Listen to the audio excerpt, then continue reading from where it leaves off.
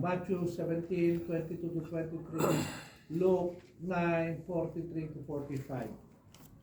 So, mamili na kayo kung anong gusto niyo basahin. Siguro magsimula kay Brother Joel. Hanap mo na. Mark. May nakita ka na? O ikaw, sige, ikaw na, nakakita ka na eh. Hindi, nasa dulo siya eh. Look yan eh. Okay na. O sige, look. O sino nakakita na? Mark 9. He replied to them. Ay, 29 pala yun. 30.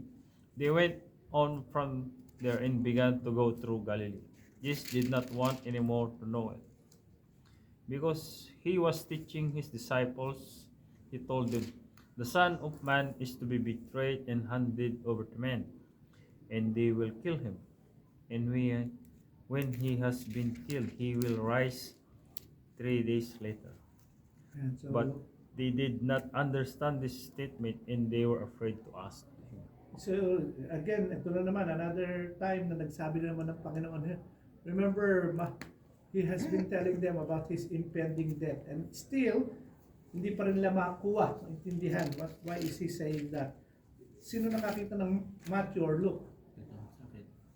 Ah, 17:24-23. Nang magkatipon sa Galilea ang mga alagad, sinabi sa kanila ni Jesus, ang anak ng tao ay ipagkakanulo at papatayin, ngunit siya'y muling bubuhayin sa ikatlong araw at siya'y lubhang nalungkot. Sila ay lubhang nalungkot. Okay? Look! Man. They were all astonished at the greatness of God. While everyone was amazed at all the things he was doing, he told his disciples, let these words sink in. The Son of Man is about to be betrayed into the hands of men. But they did not understand this statement. It was concealed from them so they could not grasp it. And they were afraid to ask him about it. Yan. So, private itong travel. It's the Lord with His disciples. So, binasa na natin yung Mark chapter 9, 30 to 32. Huwag na natin siyang basahin ulit. What reason does Mark give for Jesus not wanting anyone to know about their presence? His coming, death, and resurrection. This is the second time he makes clear statements concerning his death and resurrection. For the second time, they do not understand. This is another example of partial sight, partial blindness on part of the disciples. Disciples grief. Nabasa na rin natin yan. And then while they're gathering together in Galilee, Jesus said to them, the Son of Man is going to be delivered into the hands of men, and they will kill him, and he will be raised on the third day, and they were deeply grieved. They were deeply grieved, but why were they grieved? Bakit sila malulungkot? Is it because, anong reason? So, tingnan natin. Luke gives more details in verse 45, 9:45. But they did not understand it. This statement, it was concealed from them so that they would not perceive it. And they were afraid to ask him about this statement. It was concealed from them. They were afraid to ask him about the saying. So their being grieved is not because they understand that he will die, but they didn't understand and were afraid to ask. Nalulungkot sila pero hindi naman nila matanong. At hindi naman nila maunawaan ba't kailangan mamatay ng Panginoon. So when these events eventually happened, they caught the disciples by surprise. So even yung kanyang death, kaya nga malala, mapapansin mo, even sa passion ng Panginoon, yung mga disciples ang sumunod lang sa kanya, sa Panginoon is si Peter, tapos si John, pero ultimately si John lang ang nandun sa cross, everybody has deserted. Instruction concerning sonship. Matthew chapter 17 verse 24 to 27. Ikaw mapabasa. Now they arrive at Capernaum, his headquarters. Read Matthew 17:24 to 27. When they came to Capernaum, those who collected the 2 drachma tax came to Peter and said, does your teacher not pay the 2 drachma tax? He said, Yes. And when he came into the house, Jesus spoke to him first, saying, What do you think, Simon? From whom do the kings of the earth collect customs or poll tax? From their sons or from strangers? And Peter said, From strangers. And Jesus said to him, Then the sons are exempt. However, so that we do not offend them, go to the sea and throw in a hook, and take the first fish that comes out. And when you open its mouth, you will find a shekel.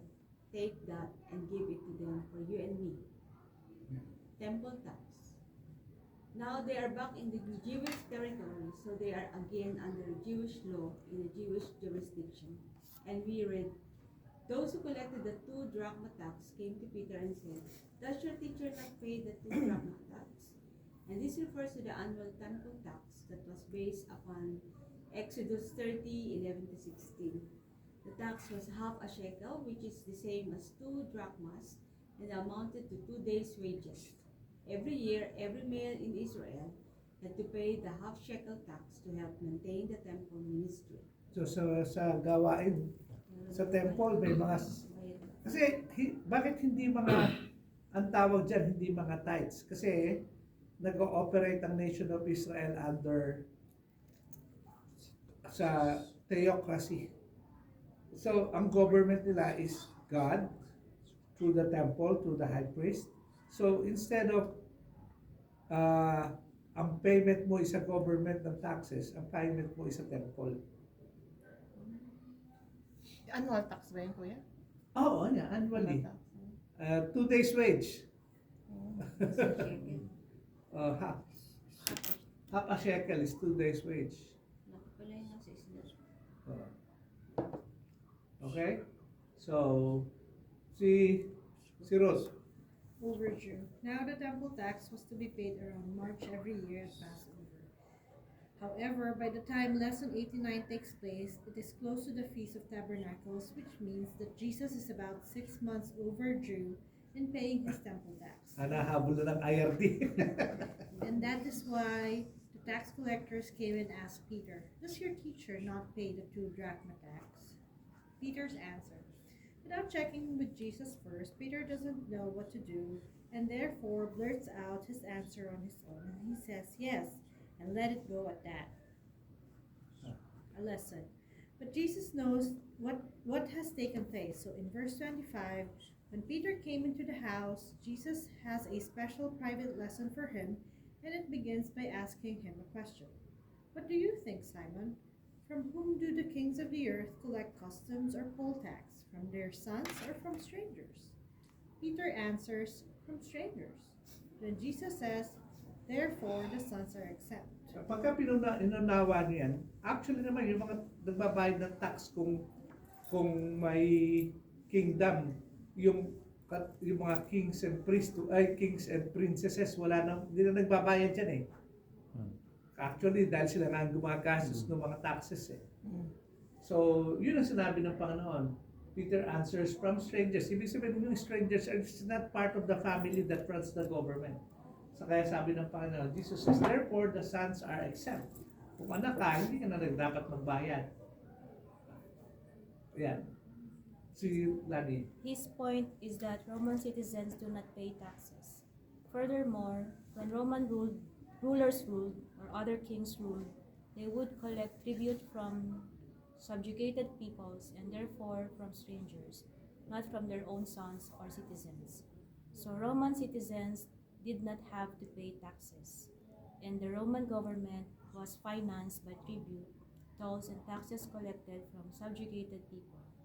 Now this was not a Roman tax.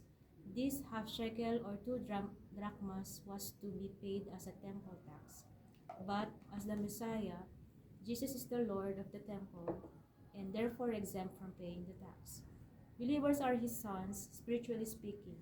Therefore, believers are also exempt from having to pay the temple tax.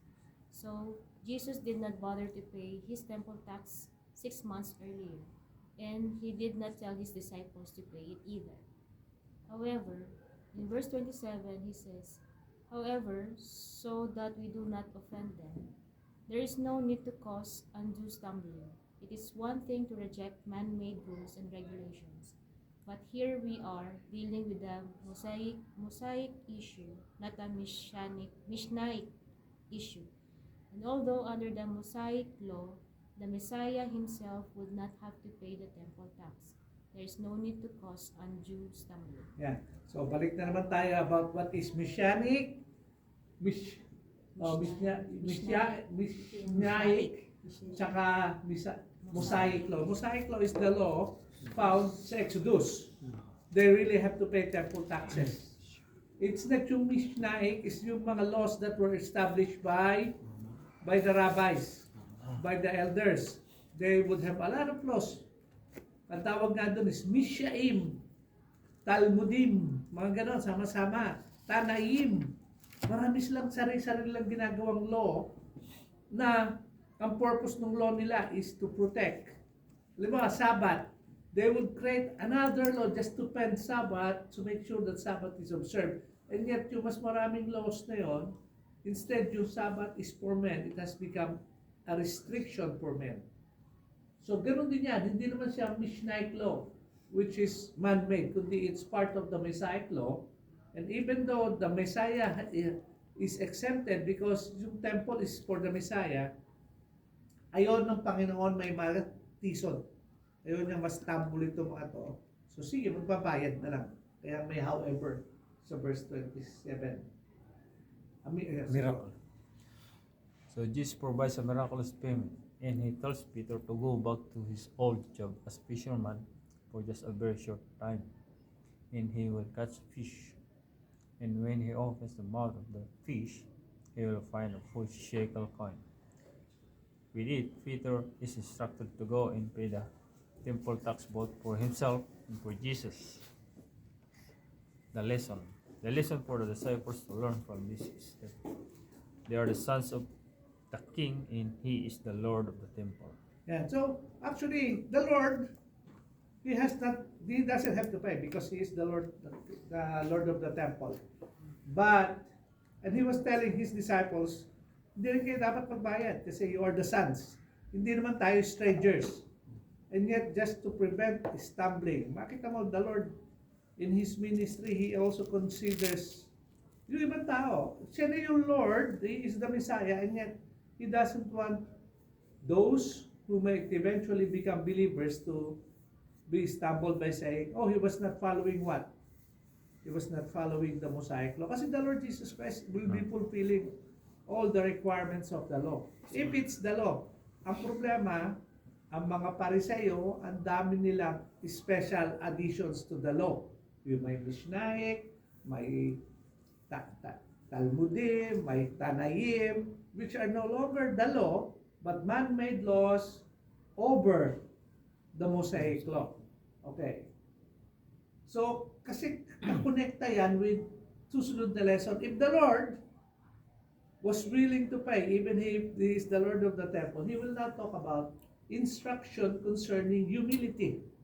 Lesson 90, found sa Mark 9:33 to 37, Matthew 18:1 to 5, and Luke chapter 9:46 to 48. Ito tuloy-tuloy lang to. Sana kung meron kayong mga Bible na tawag dito, chronology. Hindi ko nadala, meron akong copy sa bahay. Ayan. So, ito yung Bible na ginagamit ko, chronology to. So, magkakadikit. Sige, si Swen, pabasa. Sana. Sa instruction concerning... Now we're about to see what was happening among the disciples as they traveled. Remember, they have been traveling through Galilee on their way back to Capernaum from Caesarea Philippi. Read the first paragraph from all three accounts here. Matthew and Luke are clearly summarizing the story, for Mark gives us more detail, but each adds some detail that the others omit. Yeah, okay. Read Mark 9:33 to 37, Matthew 18:1, and Luke 9:46 to 47a. Mark 9:33 to 37. They came to Capernaum, and when he was in the house, he began to question them. What were you discussing on the way? But they kept silent, for on the way they had discussed with one another which of them was the greatest. Sitting down, he called the 12 and said to them, "If anyone wants to be the first, he shall be last of all and servant of all." Matthew 18:1. At the time, the disciples came to Jesus and said, "Who then is the greatest in the kingdom of heaven?" Luke 9:46-47a. An argument started among them as to which of them might be the greatest. But Jesus, knowing that they were thinking in their heart, what do we find happening here? As Luke says, an argument started among them as to which of them might be the greatest. Why do you suppose this happened? Ayan, napansin niyo? Ha? Ano yung mga lesson na natin? Kaya babalikan natin eh. The Lord has told them that He would be suffering and dying, and He will resurrect on the third day. Then, the Lord was asked, no, it was not the Lord. Peter was asked about the teacher or the Lord Jesus Christ paying the temple tax. Eventually, the Lord paid. Pero yung payment is from a miracle. Galing doon sa fish from the sea. Ibig sabihin, half shekel lang ang nakuha ni Peter, full shekel, nung binayad, dahil half shekel ang requirement, silang dalawa na ni Peter ang nagbayad. Pero mayroon pa 11. Okay? So ngayon, nagdi-discussion sila.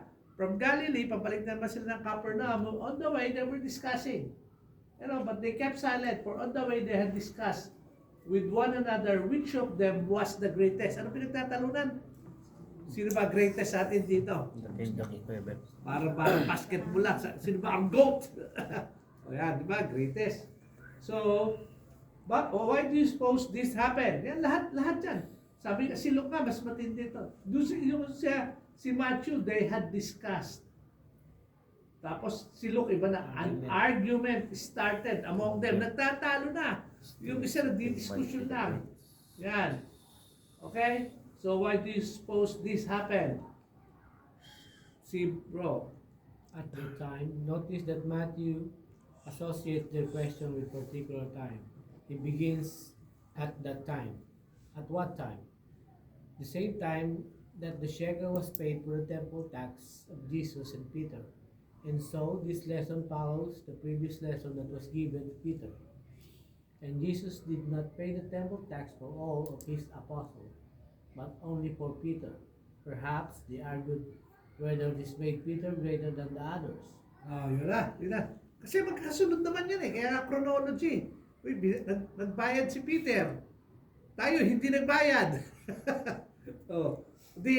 Kung magkaroon ng investigation ng IRT, absuelto si Peter. Yung 11, hindi. Okay. Sige bro, basa. On the way. Perhaps this event only added fuel to an argument they were already having. Mark records that they are discussing this question on the way. What happened just before their journey that might have provoked this argument? 3 of his apostles saw the transfiguration on the mountain. Okay. Yan. Tingnan natin. Naalala niyo ba, di ba pinag-aralan natin yung transfiguration? Who was in the transfiguration? Si Peter, James. si James, John. si John. Tapos pagbaba nila na naman, hindi mapagaling nung naiwan, nung Siyam, yung demonic, pinagaling ng Panginoong Jesus. Tapos sabahin, pagkasunod-sunod yung events eh. Tapos ito na. Siguro, the authors didn't write anything about, but most likely, meron na sila mga discussion about sino talagang ano sa atin dito. Kasi si Peter is the one who is the spokesperson, pero siyempre sa kanila, kaya even amongst the disciples meron din silang para remember nyo, si James and John ultimo yung nanay niya, lumapit pa sa Panginoon about giving position to his sons. Na ikinagalit din ng mga disciples. Si Salome naman nung mamatay ang Panginoon sa Calvary andun si Salome kasama ni Mary, tsaka ni Mary Magdalene, tsaka si Mary na mother ni Jesus, doon sa earthly mother niya.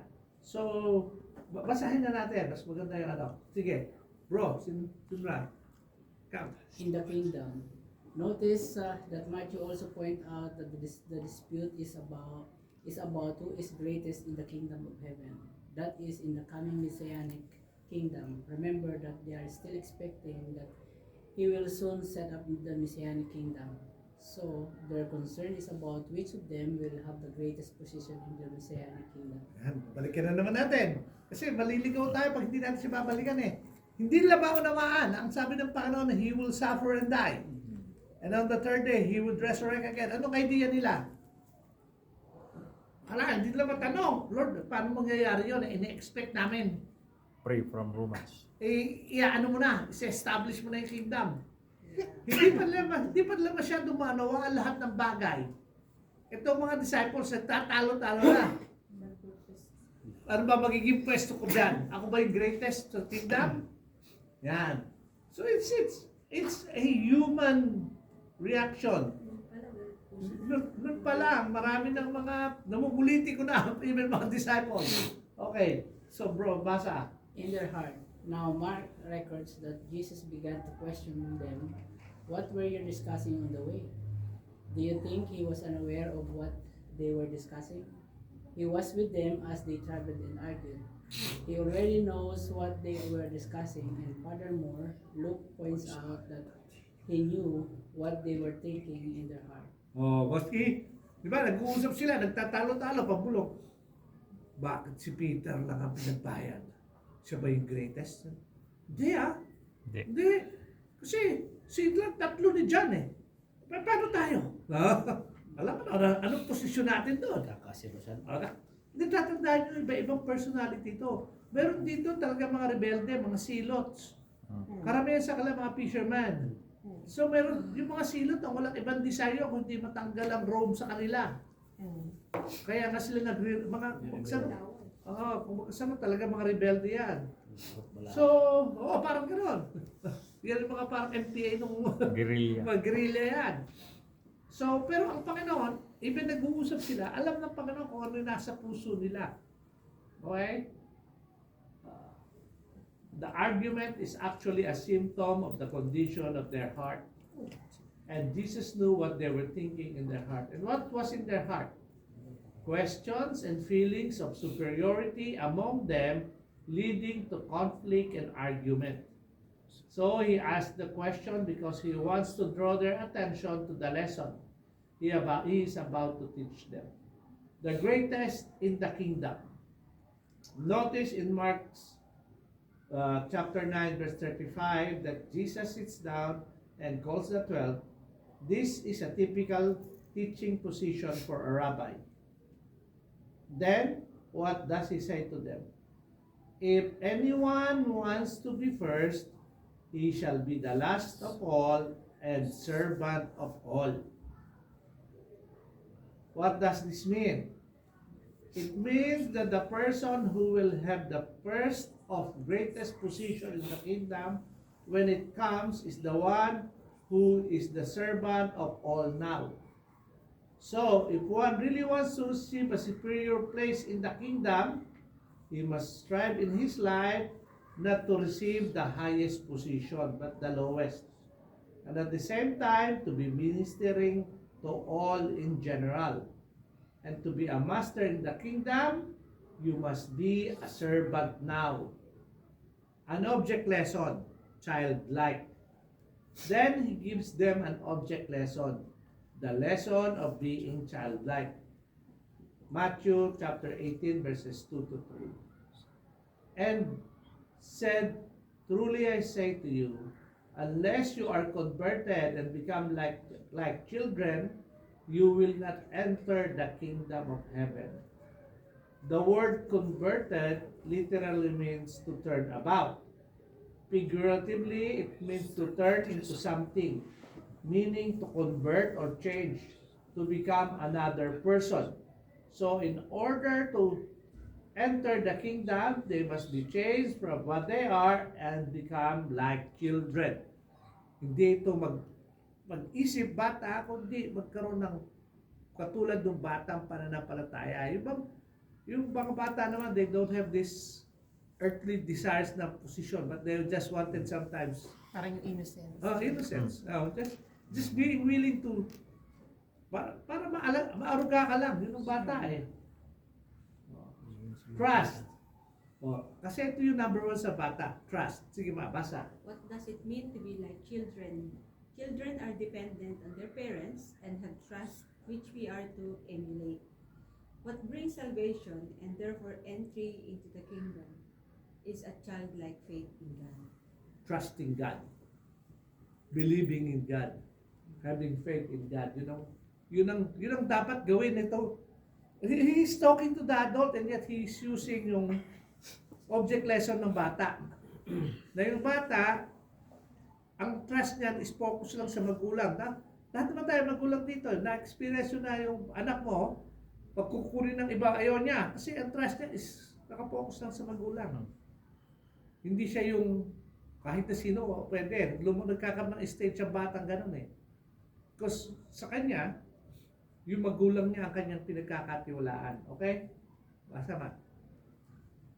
Humility. Now he turns more directly to the disciples' question. Read verses 45 of Matthew. Whoever then humbles himself as this child, he is the greatest in the kingdom of heaven. So while only a childlike trust in God is necessary to enter in the kingdom, those who are greatest in kingdom are those who humble themselves as a child. What does it mean to humble oneself as a child?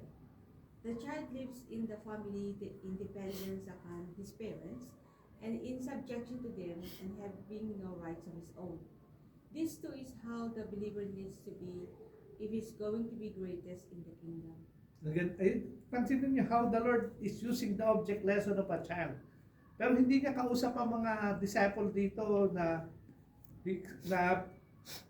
kasi often ang pagkakaintindi, bata yung, hindi. He's talking to adults and reminding them to be childlike in faith and in character. Okay? Receiving him. Jesus' next statement is interrupted, as we shall see in the next lesson. He says, "And whoever receives one such child in my name receives me." This will be the focus of the next lesson. The focus in this section has been on the necessity to be childlike. In the next lesson, the focus will be on receiving those who are childlike. So, to summarize, what he teaches them here is 1. Entrance into the kingdom is by means of a childlike faith in God. 2. This should be followed by a childlike humility. Greatness in the kingdom is achieved by humbly living in dependence on and submission to God now. Children are not concerned about their position or status within the home. 3. To have the first place in the kingdom, the disciple must have the lowest place now and must be a servant of all. Sige, tapusin mo na rin sa second. Our present belief and behavior determine our future. Notice also how our present belief and behavior influence our future in the Messianic kingdom. 1. What we believe now determines whether or not we will enter the kingdom. 2. What we do now as believers determines our position in the kingdom. Yeah, so then we will reflect on that one. Doon sa two realities sa atin na ngayon yan. It's not just for the disciples, but for us. What we believe now determines or whether or not we will enter the kingdom. So, how do you understand that as you apply it sa tinuturo ng Panginoon sa kanyang mga disciples, having a childlike faith?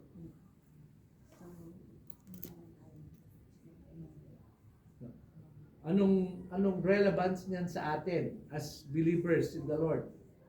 Nakadepende kung ano yung values mo sa buhay mo.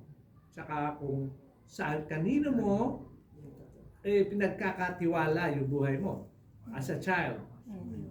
Kasi yun ang required na, a childlike faith. You are totally dependent and trusting who? God. So that you know that you will be entering heaven. You don't even trust yourself.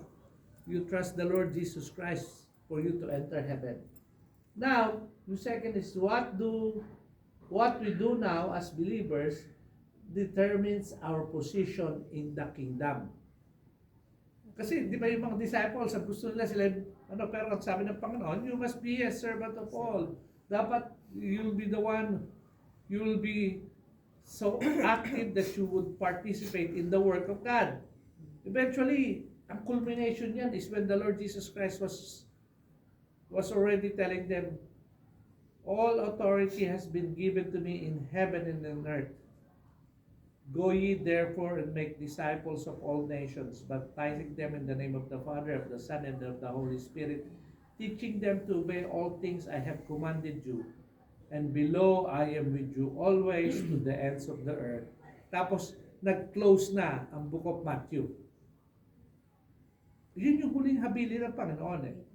It includes all the disciples except Judas, who is no longer there, the 500 others who have been following. So lahat sila, isa lang yung task, and it continues on to us. You want to have a position, be responsible on the task that He has placed on us now. Katulad ng mga disciples, hindi pa na masyadong maunawaan that He would be dying on the cross, and once He has resurrected, He will not be immediately establishing the kingdom. Kaya nga nung pagkatapos ng Matthew chapter 28, 18 to 20, yung sinabi ko sa pagdapasok ng Acts, sabi ng Panginoon sa Christ, tarry in Jerusalem, and they have to wait for the Holy Spirit. And when the Holy Spirit has come upon you, ang sabi ng Panginoon, Acts 1:8, you will be my witnesses both in Judea and Jerusalem, Jerusalem, and to the outermost part of the earth. So, patuloy. Isa yung ano ginawa ng mga apostles? When the Lord Jesus Christ ascended into heaven, they were looking up. Ang sabi ng angels sa kanila, why are you staring up into heaven? The same Jesus who has gone into heaven is coming back. Then, chapter 2 ng Acts, dumating na ang Holy Spirit for them to empower them, nagsimula na ang church. And it continues on, hindi naman namatay, tuloy-tuloy hanggang ngayon. Kaya nga hanggang ngayon, nagba-Bible study tayo. Why? Because we are all preparing ourselves to have position in the kingdom. But you will not have position in the kingdom if you think everybody should work for me. Ang ministry is not to be served, but to serve. Ano ba yung purpose ng Panginoon? Di ba sinabi niya, one of the purposes when that He discussed sa kanyang mga apostles, the Son of Man has come to seek and save that which was lost, not to be served, but to serve, and to give Himself a ransom for many. He was willing to die. Yun ang ating Panginoon. So, hopefully, mag-reflect tayo. The things that we are learning, the Lord is just trying to teach us and allow us na makita natin, yes, even the disciples, when they were following the Lord, ang Panginoong Jesus nakasama nila, and yet, they're still, the flesh, yung mind, parating maraming gusto pang sarili. It's learning to be childlike, both in faith and in practice. Okay, so, instruction concerning exclusiveness and pride. Hindi po ito gay rights, ha? Okay. So, lesson 90 was to be childlike. May pasok. Maaga pa pala. 7:55 pala. Maaga pala tayo. The lesson 90 was to be childlike, both in our faith and our humility. The lesson for 91 is to receive those who are childlike.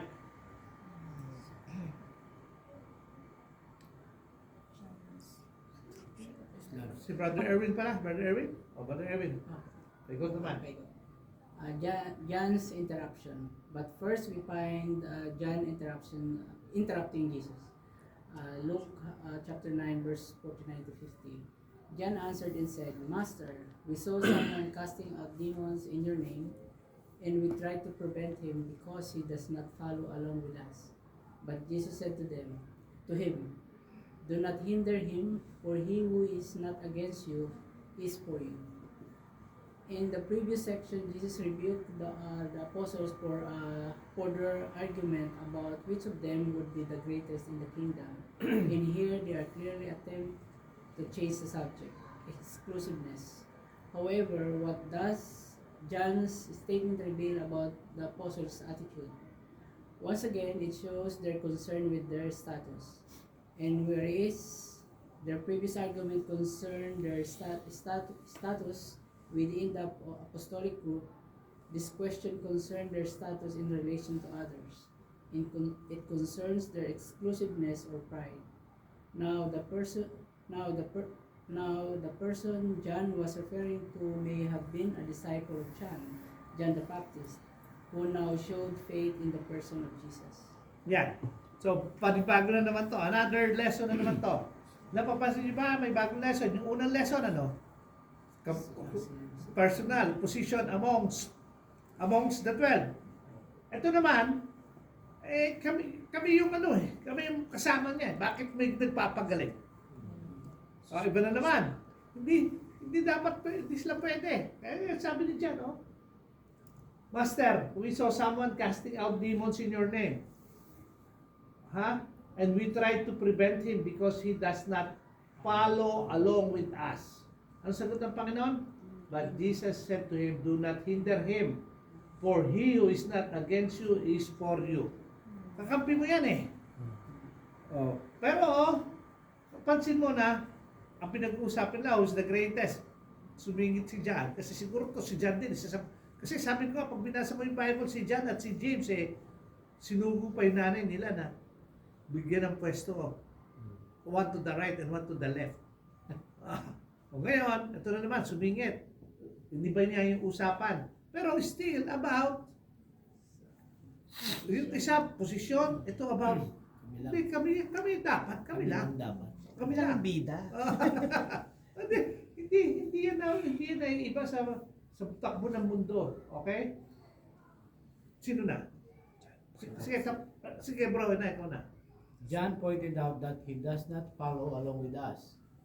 That does not mean he was not follower of Jesus, but rather that he was not a member of the apostolic group of 12. And because he was not a member of the apostolic group, and because they thought that only they had been given authority to cast out demons, the apostles felt that he should be forbidden to do so. This therefore reveals their feeling of superiority. Only they could cast out demons, the others who believe in Jesus could not cast out demons.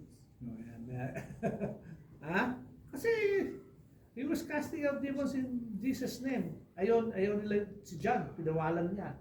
Okay. Sige bro, basa. Another review. So they have earned themselves another review. Read Mark's account where we see more details. Mark 9:38 to 40.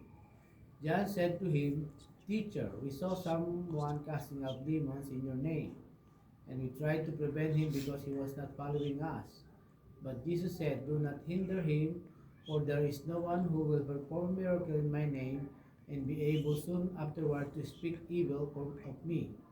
For he who is not against us is for us. So may nakadagdag na, yung nakadagdag na portion for if there is one who will perform a miracle in my name, be able soon afterward to speak evil of me. Sige sis. What is the point Jesus is making in verses 39-40? The point he makes here is that person can do great things for God without having to be in the inner circle of the apostolic 12. Others outside the apostolic group will also be able to perform miracles. Pride. Then Jesus moves from teaching about exclusiveness to a lesson about pride. Read Mark 9:41. He says, For whoever gives you a cup of water to drink because of your name as followers of Christ, truly I say to you, he will not lose his reward. Even the most humble works, like giving a cup of cold water because one is a disciple of Jesus, will be rewarded. Even the smallest service done for Jesus will be rewarded. It is not necessary to do miracles. Even a cup of water will bring its reward. Yan, yun ang sagot ng Panginoon. Pansin mo? So talagang, kasi in the world that we live in, until now, ganyan ang mindset Ay, kasi ako nga yung, parang ako nga yung ganito Anong kamay? Di ba? Kaya ultimately, marami mga kulto, Mga leader ng cult, dati sila mga kanang kamay ni Kirito, magtatayo na ako sa sarili ko para ako na nga. Di ba? Marami yan. Lahat halos ng mga leader ng Philippine cults are started as mga right-hand man na kung sino-sino. Then eventually, yan na. Okay. Sige, sis. Basa ulit. Stumbling blocks. Now John and the others did indeed offend this man by discouraging him from doing what they themselves had no authority to tell him to stop doing. Furthermore, the man was doing it on Jesus' behalf.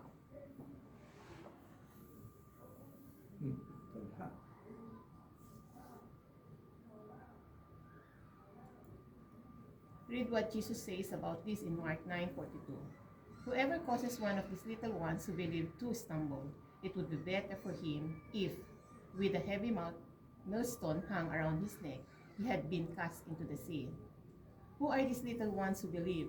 Remember that he has set a child before them, and immediately before John interrupted him, he was referring to a child as an example of faith and humility. So he is referring to the child as an illustration of those who believe in him. What is the point he makes here? The point is that there will be punishment for those who cause a believer to stumble, and such punishment that it would have been better for the one who causes stumbling if he had died before he caused the stumbling. Heavy. Kasi siyempre sabi ng Panginoon, dapat nagtali ka na lang ng heavy millstone. Alam niyo ba kung ano ba yung heavy millstone? Ang paggigiling natin ng para gawin pa mga pantinapay, dalawang batong umiikot na ganap. Minsan hinahatak ng umiikot-ikot yung Ay, parang umiikot yung kalabaw pagka malaking-malaki o kaya manually ginagano. Ibang tawag dito. Nakakita pa ako din sa probinsya. Paggawa ng galapong. Di ba? Kamay lang ni Lola yun eh. Ang hirap mo. Talaga yung muscle ni Lola. Kahit na matanda na. Niikot-ikot niya. May tubig. Tsaka may malagkit. Tumutulo na. Yun yung lulutuin lang. Galapong. So, ganun din. Yun ang gagawin mo. Dahil mabigat na bato yung panggilig. Ilagay mo sa leg mo. Itapong para sa'yo. Pero mamamatay ka. Okay, sa mag-cause ka ng stumble. Millstone. Ang picture dito is yung mga believers are the child na dahil sa yung unang sinaway nila, wag kang mag-cast ng demons kasi hindi ka namin kasama. He might stumble even if he's a believer. Kaya ito, wina-warningan niya yung mga disciples. Huwag kayo maging cause of stumbling to the others, to the believers. Kasi kung magiging cause kayo na stumbling, mas maganda pang magtali na lang kayo. Parang gano'n. Okay. Sige bro, ikaw naman. Stumbling blocks from the world. Now Jesus turns to the source of stumbling. Read what he says in Matthew 18:7. Woe to the world because of its stumbling blocks. For it is inevitable that stumbling blocks come. But woe to the man through whom the stumbling block comes. Stumbling blocks will inevitably come from the world, but not from believers.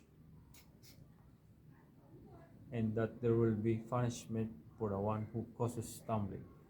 So the disciples' attitude of pride is the attitude of the world and not of the true believer in Messiah.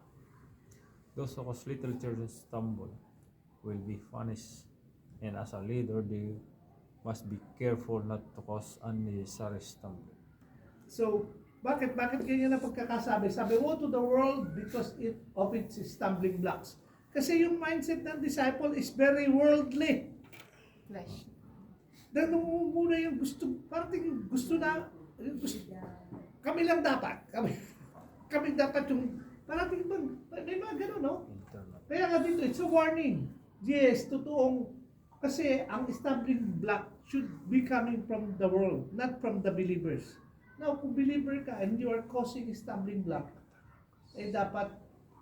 dapat maging careful ka na hindi ka katisuran. Yun naman, yun ang simpleng Tagalog nun, huwag kang maging katisuran sa kapatiran. Okay. Internal cause of stumbling. Then, having warned them about causing others to stumble, and having pointed out that stumbling blocks will inevitably come from the world, he goes on to talk about internal causes of stumbling within the believer. Internal causes of stumbling within the believer. sis ko na. Read Matthew 18:8-9 to see what he says about this. If your hand or your foot causes you to stumble, cut it off and throw it from you. It is better for you to enter life crippled or lame than to have 2 hands or 2 feet and be cast into the eternal fire. If your eye causes you to stumble, pluck it out and throw it from you. It is better for you to enter life with 1 eye than to have 2 eyes and be cast into the fiery The fire hell. hell. Does this sound strange to you? Is he really teaching the value of self-mutilation? This passage sounds very strange and inexplicable when it is read out of its context. But in its context, we can see that he has already warned them about stumbling blocks they might put in the way of others. Now he is teaching them about the stumbling blocks people make for themselves. And the reference to stumbling into the members of the body here is metaphorical. What then he is teaching? Jesus is dealing with the root of the problem, not its external appearance. And his point is this: whatever it is in our life that is causing us to stumble must be put away. It is far better to remove all stumbling blocks and come to faith than to persist in stumbling and end up in hell. Yan. So marami tayong personal believers, pero yung ending up in hell is not for us. But if a person continues on and he is not putting away the things that cause him to stumble, he will not come to faith, and then he will end up in hell. Hell. Sige. What do we learn about hell at the end of Matthew 18:8 and in Mark 9:14? Matthew records Jesus describing hell as the eternal fire. Mark describes it as a place where their worm does not die and the fire is not quenched. Jesus is quoting from Isaiah 66:24. This is the destination of all unbelievers, and those who cause stumbling will end up with greater judgment than those who don't. Believers, on the other hand, will not go to hell, but they will suffer punishment or discipline in this life and a loss of rewards in the next life. Tigil tayo doon. So, yung unbelievers lang naman ang pupunta sa eternal hell, lake of fire. Ang tawag nga ni Mark their worm does not die and fire is not quenched. Sabi mo, may apoy, pero maski yung mga uod hindi na mamatay. Mas imagine mo kung gaano hirap yan. Yun yung destination ng unbelievers. Pero mga believers on the other hand will not go to hell, but they will suffer punishment or discipline in this life and a loss of reward in the next life. Sige, Ruth, basa application. Next, Jesus gives the application of what he has been teaching. See that you do not despise one of these little ones, for I say to you that their angels in heaven continually see the face of my Father who is in heaven. For the Son of Man has come to save that which was lost. What do you think? If any man has 100 sheep and one of them has gone astray, does he not leave the 99 on the mountains and go search for the one that is straying? Yeah. If it turns out that he finds it, truly I say to you, he rejoices over it more than over the 99 which have not gone astray. Stumble, it is not the will of your Father who is in heaven, that one of these little ones perish. The application he gives to them in verse 10 is, see that you do not despise one of these little ones. Angels, and the reason is, their angels in heaven continually see the face of my Father who is in heaven. What is the significance of this? Their angels, those who watch over them, have direct access to God himself. And these guardian angels report what people do to believing children that causes them to stumble. And as a result of the angelic report, if unbelievers cause children to stumble, they will have greater judgment in the lake of fire. However, if believers cause children to stumble, then they will fall under divine discipline in this life and suffer greater loss of rewards in heaven. Yan. So it's a warning. Kung believer ka, Huwag ka mag-cause yung mga little ones dito are not just implying children, metaphorical yun. It is the believers who have put their trust in the Lord. Kung nakakatisod ka, tandaan mo, each and every one of us have angels. And our angels have direct access to God. So what the angel sees, he reports to God. And if the report comes, like say, Lord, si Erwin, na tinitisod niya si Arnold. Yari ka, Erwin! Oh. It's how the Lord is telling them. Remember, ang kausap niya dito the disciples, and they were, sa nagsimula yung usapan nila, pinigilan nila yung taong gumagawa ng ministry para sa Panginoon because they think meron silang exclusiveness and they have the pride na silang dapat. Yan, lost sheep. Sige, sino? Ikaw na. God's concern for children and his rejoicing over the salvation of each one is illustrated in Matthew 18:12 to 14. Read these verses, Matthew 8:12 to 14. And the conclusion is in verse 14. Points, it is not the will of your Father who is in heaven that one of these little ones perish. To perish means to be deprived of eternal life and therefore exposed to eternal death. And just as a shepherd rejoices over the lost sheep that is found, so our Father rejoices over each little one who believes. Summary. Summarized points he makes here: 1. A person can do great things for God without being in the inner circle of apostleship. 2. Even the most humble service will be rewarded. 3. Those who cause stumbling will be punished. We should put away whatever causes us to stumble. 5. Children have guardian angels with direct access to God. And 6. God rejoices over the salvation of each child and is not willing that any of them should perish. Balik sa'yo, brother. Salt.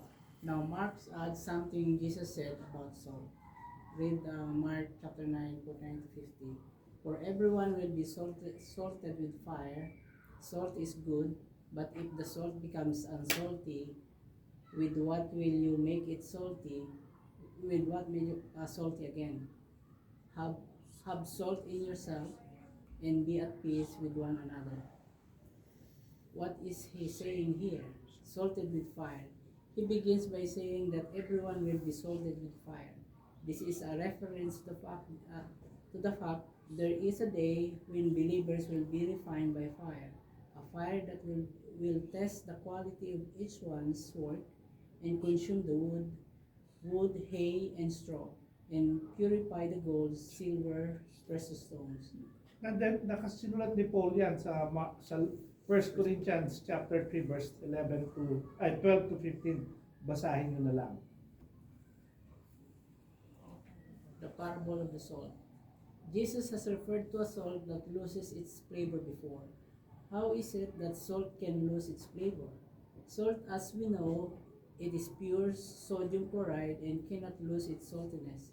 But in the Middle East of Jesus' day, salt was obtained from mineral deposits that were a mixture of several minerals, and if it was exposed to rain or moisture from the air, the sodium chloride would be leached out on it and it would become tasteless.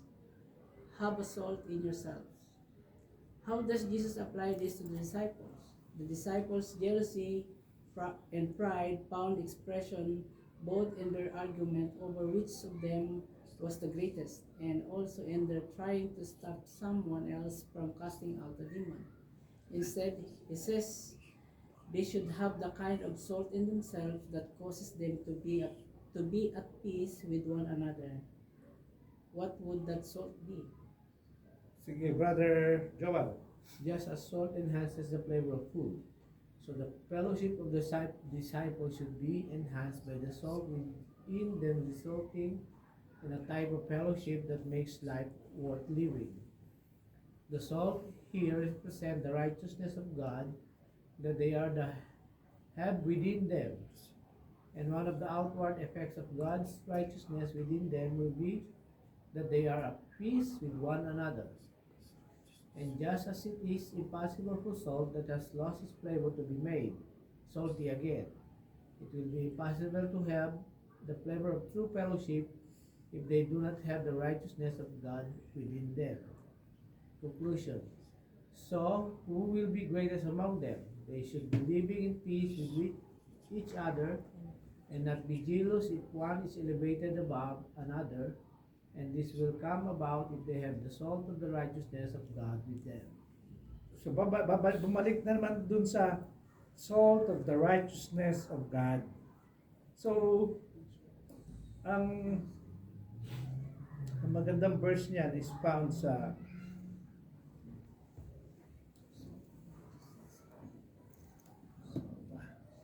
Bible ko. Nasa